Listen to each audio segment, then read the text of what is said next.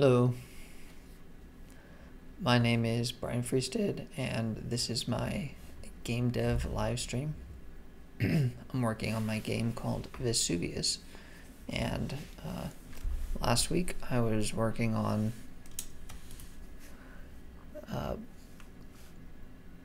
some of the story design, and no, that was 2 weeks ago. I was working on a chunk loading system, and I picked the name for the game last week. But I had sort of had that decided in my mind for a while.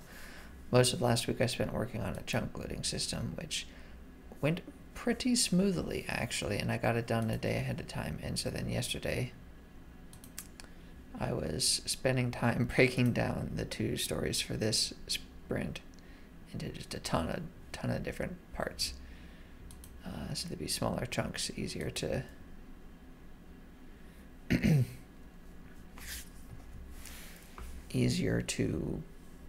I don't know, complete in a day, I guess. And then I started not doing a whole lot today, but I started to work on it today and think about it.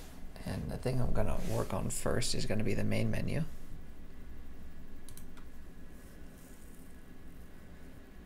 And the thing I'll work on after that will be dungeon design. To start off with the main menu, I'm going to work on GUI pages that can hold buttons and text. Hi, I'm W2 Melvinstad. Thanks for joining. Happy Memorial Day to you as well.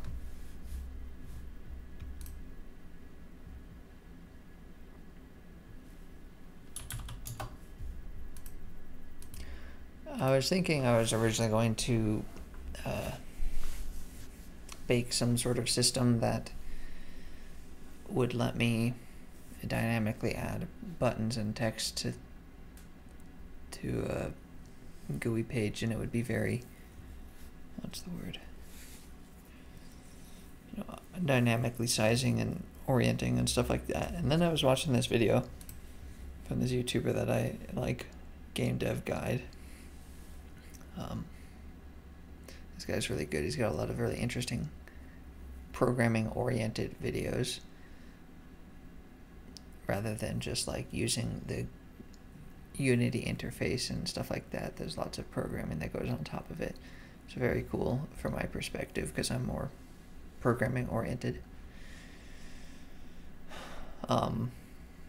Anyways, I was watching this video, and I think I'll finish watching it, and he's talking about using these layout systems in Unity, which I haven't really heard of before, so I think that seems like it might do basically what I want it to do, and I wouldn't need to do anything super difficult on top of it. So I can whip up some prefabs.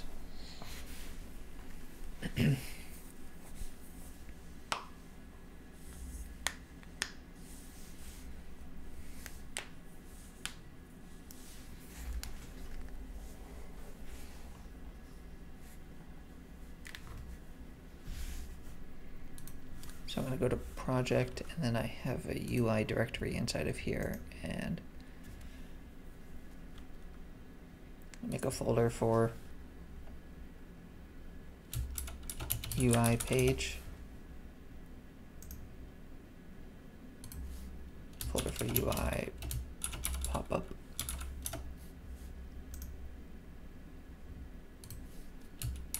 and one for UI buttons.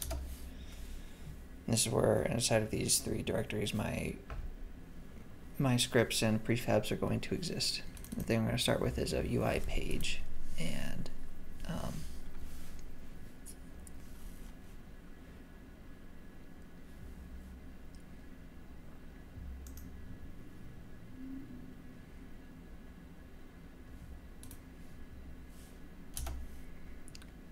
gotta throw canvas on here.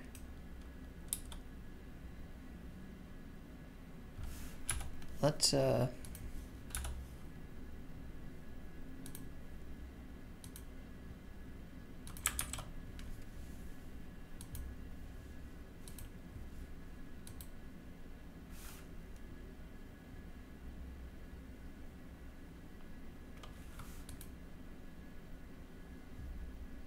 Let's open a different scene. Let's open the...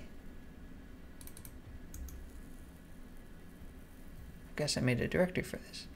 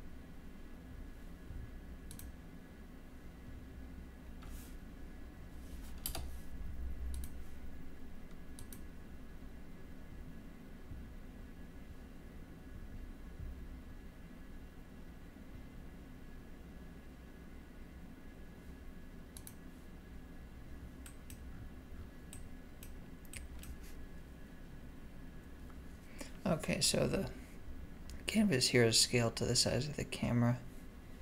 That's cool.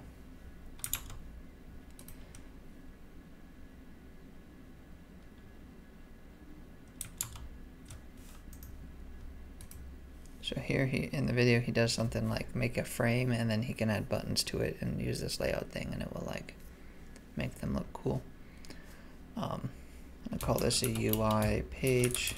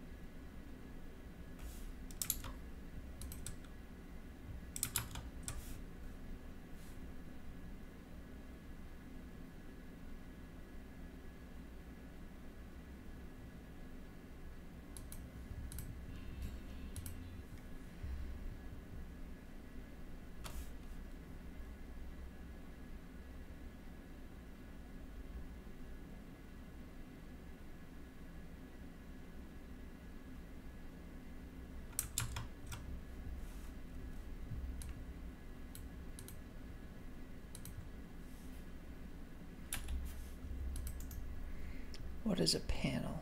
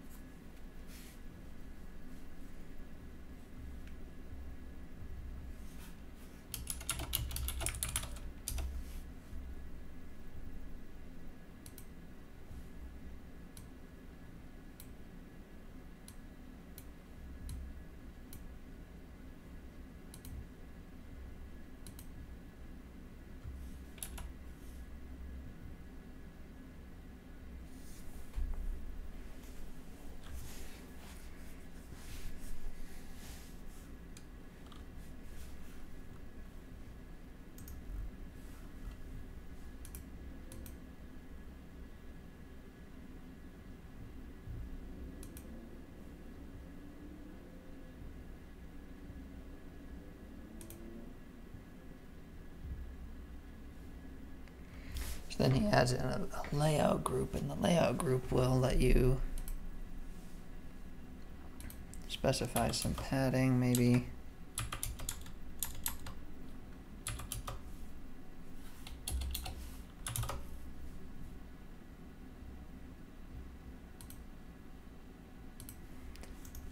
And then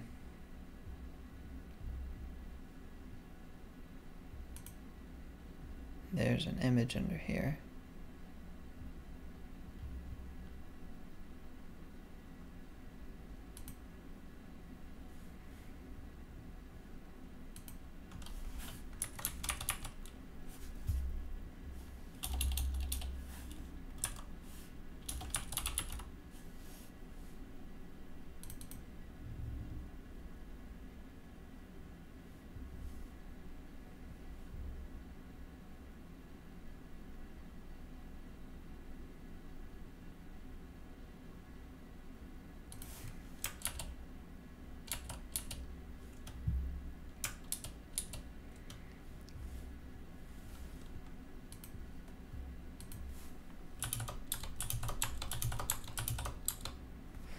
So these paddings here, these tell you like, okay, we've got the whole thing, and then how much padding goes on the left of all of them, the top, right, and bottom. And then the spacing says how far in between each element, and so that's what we've done here. And so I could say like left and right, I could do 200 like that, 500. It goes in like that.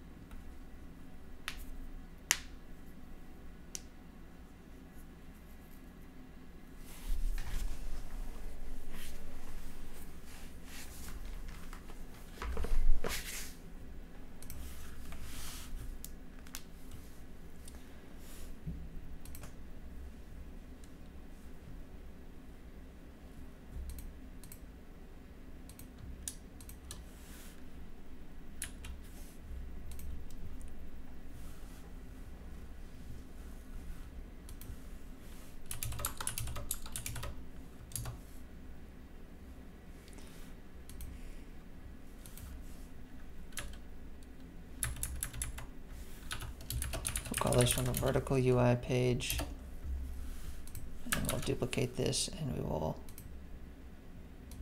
remove this one. I'll add a layout. We'll do horizontal layout group.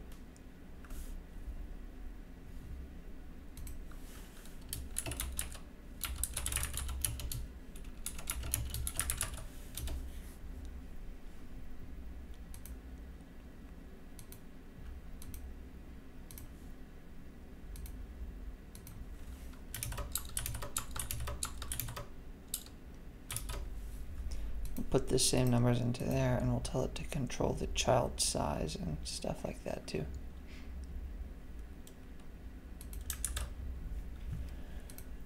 Now I think both of these can be in the UI page as prefabs.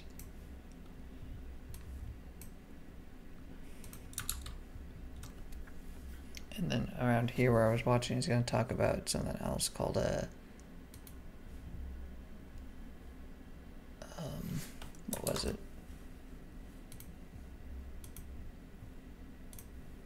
Layout element. Understood. Let's take a look at how the control child size toggle works. I talked to this guy before I started doing my live streams and stuff. I figured I'd be watching some of his videos on my stream. So I hope this whole bit doesn't just get cut out of my video, because he said it was cool, but oh well. It may or may not, we'll see. Essentially, this toggle says, use a layout element to control my size. If the layout group looks for a layout element, layouts to have more priority than others. However, the layout group looks for a layout element on the chart to get its data size from. If it can't find one, it will cause the height to be 0. This is where layout element components come in. A layout element component tells Unity how a specific game object should be displayed within a layout group, and allows for specific areas of our layouts to have more priority than others. If we add a layout element to our image and enable the min height, we can now see our images again. If we then set the preferred height on our bottom element, notice how it will be the only one to fill the extra space and will stop when it reaches the boundary of its parent. When inside a layout group, the layout element will assign the min height to both children. It will then iterate through the children again and try to get the child as close as it can to its preferred height with the remaining space. The flexible size setting is the relative amount of additional available space the layout element should fill relative to its siblings. I've not really ever used this effectively, but there you go. I usually find a combination of min and preferred size settings suit most of my layout needs. With all that in mind, you should now have a better understanding of the relationship between the layout components and how we can start building out our menu. We want to stretch our layout out to fill its container, so we'll enable both size and expand controls on our layout group. The first element will be our header, so let's name it header and give it a min size of about 75. Then, I think what he's working towards building here is a specific thing. He wants to build a tab system. So like, there's tabs along the top, and then there's different things inside of here. Let's tell our other box to fill the remaining space of our layout group by setting its preferred height to as high as possible. The fight is done. We lost. Our group will then lay out the min space of our header and assign the rest of the available space to our body area. Notice too, if we change the size of our frame here, the layout adapts best to fit the new size. By pairing combinations of layout groups and layout elements like this, you should be able to create complex menus that look good and consistent across different sizes and resolutions. Speaking of which, if we edit our game view to display a different resolution, notice how our panel size doesn't resize. This is because we're currently set to keep the canvas at a constant pixel size. I usually prefer to target a specific resolution whenever I'm designing, so let's make sure that the canvas scaler is set to scale with screen size. Now, whenever we change or resize the panel, our canvas will adjust accordingly. We can use the width height slider to better control how the scaler prioritizes the canvas size, but I usually keep it set to prioritize the screen width. So we're nearly ready to start. That's a good tip.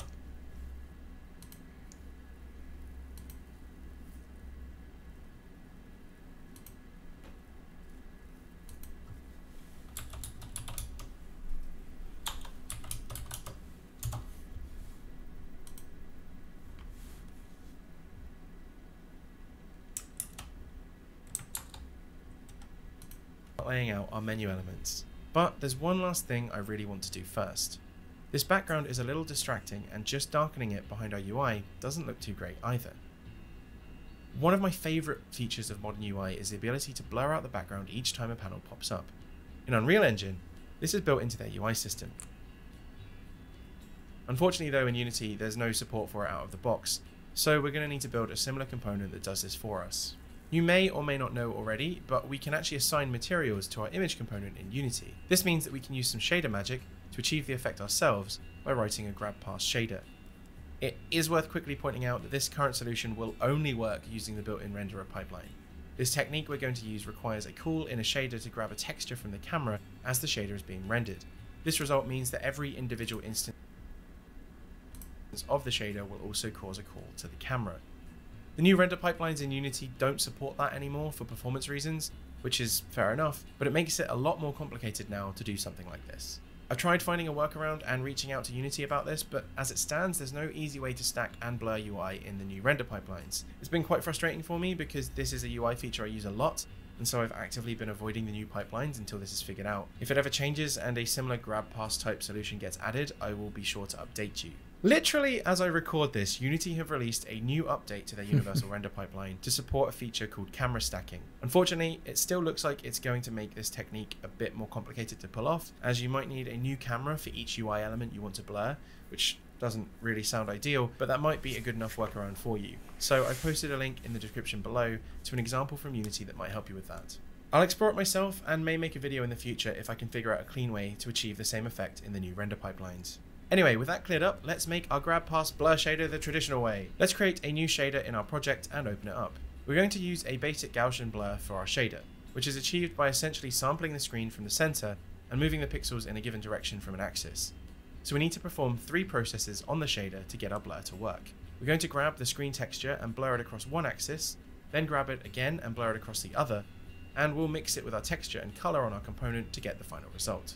At the top of our shader, we'll set material and drop it into our image to see how it works in a bit more detail, and blurs the result the other direction before applying the color on the component. Also, if I head into our image component and select a source sprite, you can see that we can even apply other images as a background here, and if we adjust the transparency a bit, we can still maintain the camera blur underneath. So this shader gives us a lot of flexibility when it comes to so much, is that if we were to add an additional UI element, such as a confirmation dialog or a prompt of some sort, our blur shader will blur other canvas elements behind it. We get stacked blurring, and it's a really nice feature in modern UI.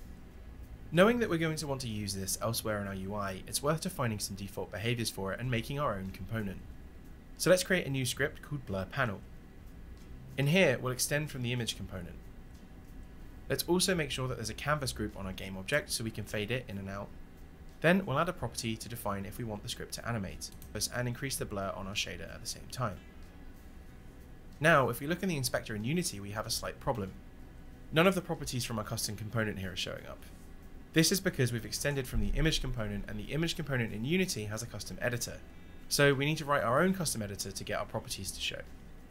But with that, make sure the changes. Right now, our component doesn't use our blur material. While we're here, let's also add a nice icon for it. The reset method, and we get a nice default blur panel. I think we're now at a really good point to finally start designing the UI layout for our menu. However, this video is already rather lengthy though, so I think we'll have to save that one until next time. Hopefully you've already got a better understanding of some of the ways you can approach designing your UI, as well as some of the concepts behind how Unity's standard UI system works. If you've enjoyed this video, be sure to hit the like button and let me know your thoughts down below. If you want to see the next part where... Okay.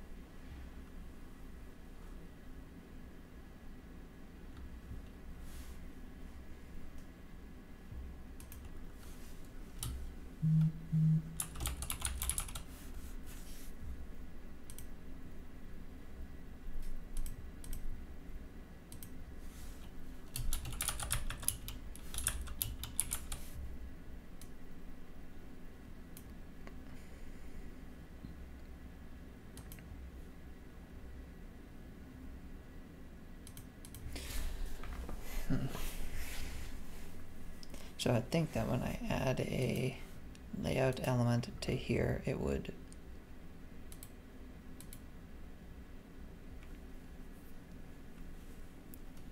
be able to do some of this stuff. So I set a min width of 100 and then a preferred width of 500. You'd think that that would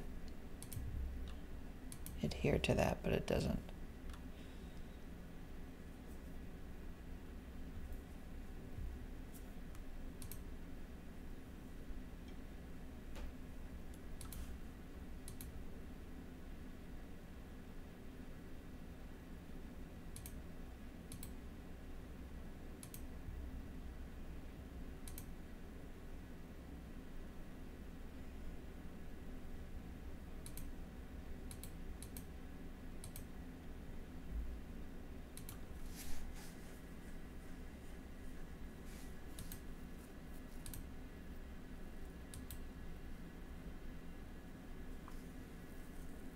Okay, there, I think I got it to work by deselecting child force expand.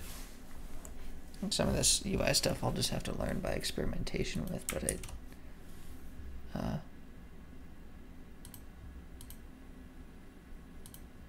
a positive sense, I think I don't have to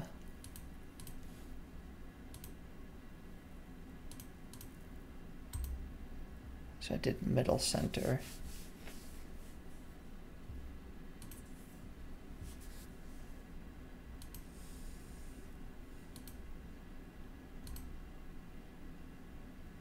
Yeah, and then I want to go do that for the other one as well if I can.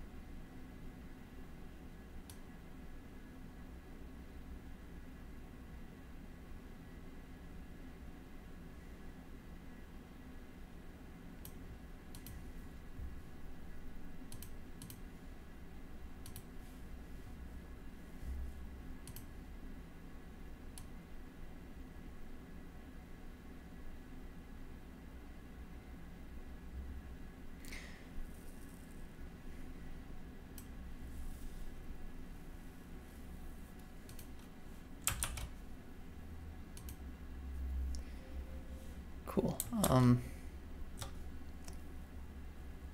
So it seems like my GUI page can hold buttons and text. Cool.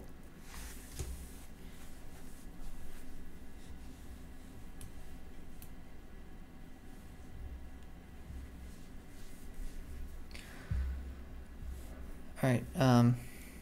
I'm at the end of the day here, so I'm going to wrap up.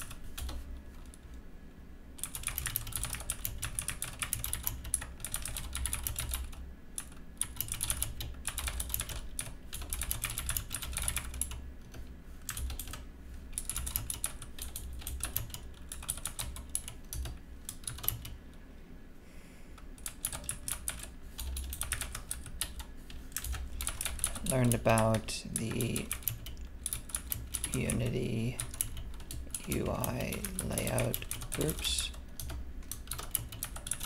experimented with them a bit, made a couple of UI page prefabs.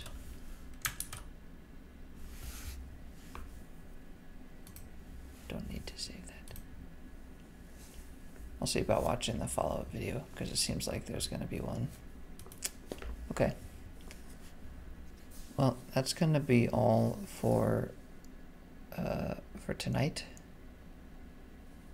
Sorry if this stream was kind of choppy. It looks like I dropped 60% of frames. It's interesting. Well, if you endured, thank you. As always, have a nice night. Bye.